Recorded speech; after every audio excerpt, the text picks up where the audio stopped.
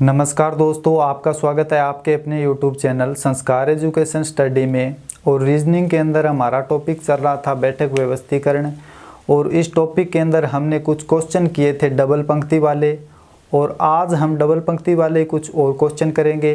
तो चलिए आज की क्लास स्टार्ट करते हैं। और आज का जो हमारा फर्स्ट क्वेश्चन रहेगा, क्वेश्चन नंबर 1। क्वेश्चन दोस्तों आपकी स्क्रीन पर है, साथ साथ आपको भी पढ़ना है। वो क्या कहता है कि 6 व्यक्ति M, N, O, P तथा R 2 पंक्तियां, प्रत्येक में 3 व्यक्ति बैठे हैं। वो कहता है कि 2 पंक्तियां हैं और 2 पंक्तियों के अंदर 3-3 व्यक्ति बैठे हैं। तो हमें क्या करना है, तुरंत 2 पंक्तियां बनानी है और इनमें 3-3 व्यक्ति बैठाने हैं। और ध्यान रखना है, इन पंक्तियों को आमने सामने रखना है। और जो इनमें 3-3 व्यक्ति बैठाने हैं उनके फेस भी क्या रखने हैं, आमने सामने रखने हैं। वो हमें कहता है या नहीं कहता, हमें इस बात का ध्यान रखना है कि 2 पंक्तियां बनानी है तो आमने सामने बनाएंगे।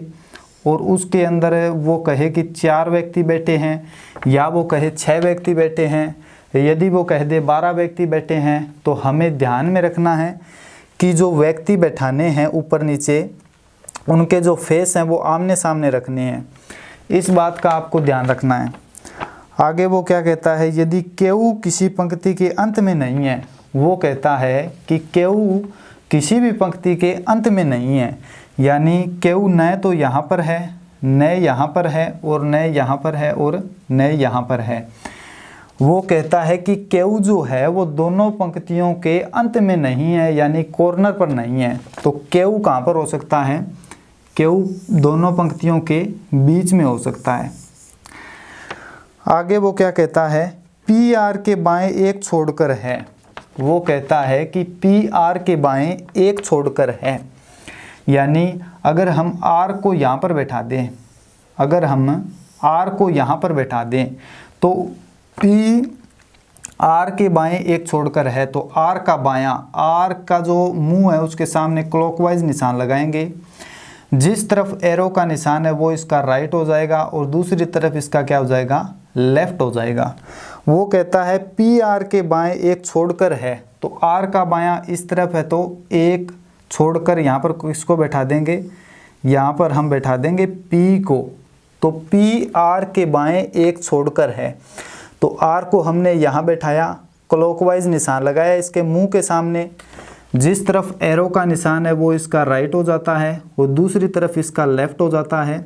तो पी आर के बाएं एक छोड़कर है, तो पी को हमने आर के बाएं एक छोड़कर बैठा दिया। आगे वो क्या कहता है, ओ तथा केयू अगल बगल बैठते हैं। वो कहता है कि ओ और केयू अगल बगल बैठते हैं। अगर हम केयू को यहाँ बैठाते हैं तो इसका अगल बगल में तो पहले ही पी और आर बैठे हैं, तो केयू हमारा यहाँ बैठ जाएगा। यहाँ से केयू को क्या है, हमें हटाना पड़ेगा। वो कहता है कि ओ तथा केयू अगल बगल बैठे हैं, तो केयू का बगल यहाँ पर किसे बैठा देंगे, हम ओ को बैठा देंगे। ओ को हम यहाँ पर भी बैठा सकते हैं, ओ को हम यहाँ पर भी बैठा सकते हैं। वो कहता है ओ जो है वो केयू और ओ अगल बगल बैठे हैं, तो हमने ओ को यहाँ बैठा दिया। अब हम सवाल के अंदर आगे चलते हैं। तथा वे पी के विकर्णवत सामने बैठते हैं। वो कहता है कि केयू और ओ अगल बगल बैठे हैं और पी के विकर्णवत सामने बैठे हैं। तो ये पी है और इस पी का विकर्णवत यानी डायगोनल हो जाएगा ये। केयू और ओ अगल बगल बैठे हैं, अगल बगल यानी मेरे अगर लेफ्ट और राइट साथ में कोई बैठे हो तो मैं कह सकता हूँ कि मेरे अगल बगल बैठे हैं। तो वैसे ही केयू और ओ अगल बगल बैठे हैं और पी के विकर्णवत यानी डायगोनल कहाँ पर बैठे हैं, सामने बैठे हैं। आगे वो क्या कहता है, और एन तथा आर अगल बगल बैठते हैं। वो कहता है कि एन तथा आर अगल बगल बैठते हैं, तो आर के साथ किसे बैठा देंगे, हम एन को बैठा देंगे। आर के साथ किसे बैठा देंगे, एन को बैठा देंगे।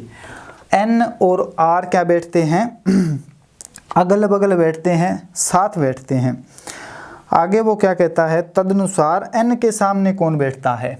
तो हम पंक्ति के अंदर कितने व्यक्ति थे? 6 व्यक्ति थे। हमने दोनों पंक्तियों में कितने व्यक्ति बैठा दिए? 5। 3 और 2 5, एक रह जाता है।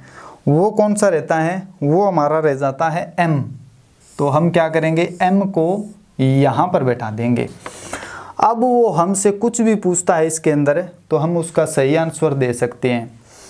उसने पूछा तदनुसार n के सामने कौन बैठता है? वो कहता है कि n के सामने कौन बैठा है। तो अब हम बता सकते हैं कि n के सामने कौन बैठा है? n के सामने क्यू बैठा है। तो हमारा इसका जो सही आंसर हो जाएगा वो क्यू हो जाएगा। तो इन क्वेश्चनों के अंदर आपको सिर्फ जो स्टार्टिंग के अंदर मैंने बेसिक इन्फॉर्मेशन जो आपको बताई थी, केवल आप उसको याद रखें। अगर वो आपको याद है तो आप इनके अंदर आपको क्वेश्चनों को करने में कोई दिक्कत नहीं होगी।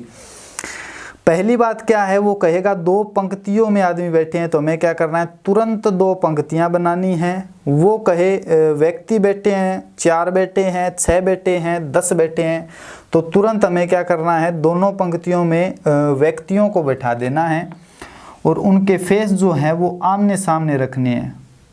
ऊपर वाली पंक्ति और नीचे वाली पंक्ति में जितने भी व्यक्ति बैठाएंगे उनके जो फेस है वो क्या रखने हैं? आमने सामने रखने हैं एक दूसरे के। ये आपको ध्यान में रखना है।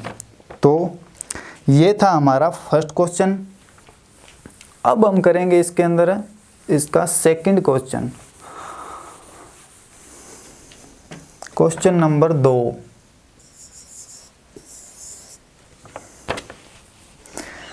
वो क्या कहता है? 8 व्यक्ति 2 समानांतर पंक्तियों में बैठे हैं परंतु पंक्ति में 4 व्यक्ति हैं। ये सभी इस प्रकार बैठे हैं कि प्रत्येक निकटतम व्यक्ति के बीच समान दूरी है। वो कहता है कि 2 समानांतर पंक्तियां हैं और उनमें कितने व्यक्ति बैठे हैं? 8 व्यक्ति बैठे हैं। तो हमें क्या करना है? तुरंत 2 पंक्तियां बनानी है। तुरंत 2 पंक्तियां बनानी है। और वो कहता है 8 व्यक्ति बैठे हैं। 8 व्यक्ति बैठे तो हमें क्या करना है? 4 ऊपर वाली पंक्ति में बैठा देने हैं, 4 नीचे वाली पंक्ति में बैठा देने हैं। 2 पंक्तियां बनाई और दोनों पंक्तियों के अंदर हमें 8 व्यक्ति बैठाने हैं। तो 4 व्यक्ति हमने ऊपर वाली पंक्ति में बैठा दिए और 4 व्यक्ति जो हैं वो हमने नीचे वाली पंक्ति में बैठा दिए। ध्यान में क्या रखना है? ध्यान में ये रखना है कि जो व्यक्ति बैठाने हैं उनके जो फेस हैं, दोनों पंक्तियों में जो व्यक्ति बैठाने हैं उनके जो फेस है वो क्या रखने हैं? आमने सामने रखने हैं। आगे वो क्या कहता है? पहली पंक्ति में ए बी सी और डी बैठे हैं। यानी पहली पंक्ति में कौन बैठे हैं? ए बी सी और डी बैठे हैं। कौन कौन है? ए बी सी और डी बैठे हैं। आगे वो क्या कहता है? परंतु आवश्यक नहीं है कि इसी क्रम में और इन सभी का मुख उत्तर की ओर है। यानी पहली पंक्ति में जो व्यक्ति बैठे हैं उनका जो फेस है, उनका जो मुख है वो कहाँ पर है? उत्तर की तरफ है, नॉर्थ डायरेक्शन में है। ये हमने इसके अंदर 4 व्यक्ति बैठा दिए। आगे वो क्या कहता है? परंतु आवश्यक नहीं है इसी क्रम में और इन सभी का मुख उत्तर की ओर है। दूसरी पंक्ति में एस टी यू और वी बैठे हैं। दूसरी पंक्ति में कौन बैठे हैं? एस टी यू और वी बैठे हैं। तो ये हमने दूसरी पंक्ति के अंदर व्यक्तियों को बैठा दिया। इन सभी का मुख दक्षिण की ओर है। तो इनका मुख दक्षिण की ओर है और इनका मुख कहाँ पर है? उत्तर की ओर है।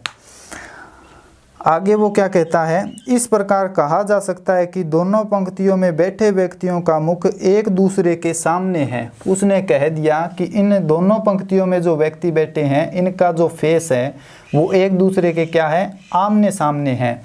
उसने हमें इस सवाल के अंदर बताया है कि इस पंक्ति के अंदर जितने भी व्यक्ति बैठे हैं उनका फेस एक दूसरे के आमने सामने है। अगर वो हमें ये बात यहाँ पर नहीं बताता तो भी हमें क्या करना है? इन व्यक्तियों के जो फेस हैं वो एक दूसरे के आमने सामने रखने हैं। आगे वो क्या कहता है? सी पंक्ति के एकदम किनारे पर बैठे व्यक्ति के दाएं दूसरे स्थान पर बैठा है। सी जो है, सी पंक्ति के एकदम किनारे पर बैठे व्यक्ति के दाएं दूसरे स्थान पर बैठा है। सी पंक्ति के एकदम कोने पर बैठे व्यक्ति के दाएं दूसरे स्थान पर बैठा है। तो पंक्ति का ये कॉर्नर है और इस कॉर्नर पर जो आदमी बैठा है उसके मुंह के सामने क्लॉकवाइज निशान लगाएंगे। जिस तरफ एरो का निशान है वो इसका दायां हो जाएगा और दूसरी तरफ क्या हो जाएगा, इसका बायां हो जाएगा। सी पंक्ति के एकदम किनारे पर बैठे व्यक्ति के दाएं दूसरे स्थान पर बैठा है। तो इसके दाएं दूसरे स्थान पर कौन बैठा है, सी बैठा है। तो इसका दायां इस तरफ है तो 1 2, दूसरे स्थान पर किसे बैठा देंगे, सी को बैठा देंगे। आगे वो क्या कहता है, वह व्यक्ति जिसका मुख सी की ओर है वह एस का निकटतम पड़ोसी है। यानी वह व्यक्ति जिसका मुख सी की ओर है, सी की ओर है वह एस का निकटतम पड़ोसी है। यानी जिसका मुख सी की ओर है वह एस का निकटतम पड़ोसी है। तो हमें क्या करना है, एस को यहाँ पर बैठा देना है। और एस का निकटतम पड़ोसी वो है जिसका मुख सी की ओर है। अब आप कहोगे एस को यहाँ पर भी बैठा सकते हैं। हाँ, एस को यहाँ पर भी हम बैठा सकते हैं, लेकिन हमने एस को यहाँ पर बैठाया। अगर आगे चलकर सवाल हमारा गलत होता है तो हम एस को यहाँ से हटाकर क्या है, यहाँ पर भी बैठा सकते हैं। तो हमने एस को यहाँ पर बैठा दिया। आगे वो क्या कहता है, वह एस का निकटतम पड़ोसी है। टी एस के निकटतम दाएं बैठा है। टी जो है वो एस के निकटतम दाएं बैठा है। तो एस का दायां, एस के सामने क्लॉकवाइज निशान लगाया। जिस तरफ एरो का निशान है वो एस का क्या हो जाएगा, दायां हो जाएगा। टी एस के दाएं बैठा है तो हमें क्या करना है, यहाँ पर टी को बैठा देना है। अब वो आगे क्या कहता है, वह व्यक्ति जिसका मुख टी एस के निकटतम दाएं बैठा है वह व्यक्ति जिसका मुख टी की ओर है। यानी वह व्यक्ति जिसका मुख टी की ओर है वह डी के बाएं किसी स्थान पर बैठा है। यानी वह व्यक्ति जिसका मुख टी की ओर है वह डी के बाएं किसी स्थान पर बैठा है। यानी जिस व्यक्ति का मुख टी की ओर है वह डी के बाएं किसी स्थान पर बैठा है। तो डी हमारा जो है वो यहाँ हो सकता है, यहाँ भी हो सकता है। यानी डी के बाएं किसी स्थान पर बैठा है। जिस व्यक्ति का मुख टी की ओर है तो हमने क्या किया, डी को यहाँ पर बैठा दिया, डी को यहाँ पर बैठा दिया। आगे वो क्या कहता है, डी का मुख एस की ओर नहीं है। तो हम अगर डी को यहाँ पर बैठाते तो वो हमारा गलत हो जाता। आगे उसने क्या कह दिया, डी जो है वो एस के सामने नहीं है। तो डी यहाँ पर है और डी के बाएं किसी स्थान पर बैठा है। वो हमारी पहले वाली जो बात है वो सही हो जाती है। डी के बाएं, डी का मुख एस की ओर नहीं है। वह व्यक्ति जिसका मुख वी की ओर है। यानी वह व्यक्ति जिसका मुख वी की ओर है वह ए के निकटतम दाएं बैठा है। यानी वह व्यक्ति जिसका मुख वी की ओर है वह ए के निकटतम कहाँ पर बैठा है, ए के निकटतम दाएं बैठा है। तो हमने ए को यहाँ पर बैठा दिया। ए के सामने क्लॉकवाइज निशान लगाया। जिस तरफ एरो का निशान है वो ए का क्या हो जाएगा, दायां हो जाएगा।